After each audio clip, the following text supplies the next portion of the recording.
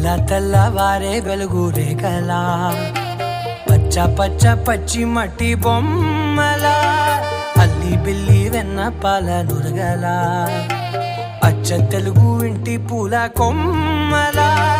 దేవదేవుడే పంపగ ఇలా దేవతే మా ఇంట అడుగే పెట్టెనంట బ్రహ్మ కళ్ళలో కాంతులే మా అమ్మలా మా కోసం మళ్ళీ లాలి పాడేనంట. వచ్చిందమ్మా వచ్చిందమ్మా